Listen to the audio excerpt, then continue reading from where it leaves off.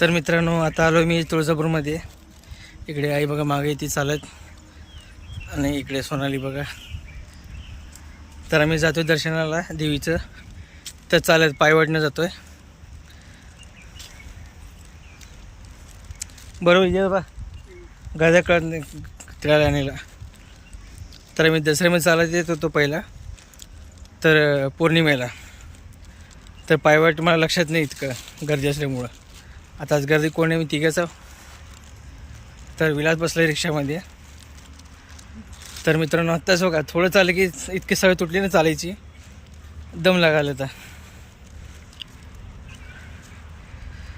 तर इकडे बघा समोर गेट आहे.